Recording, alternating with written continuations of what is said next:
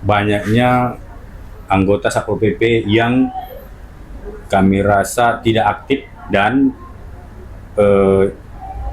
bisa mengikuti seleksi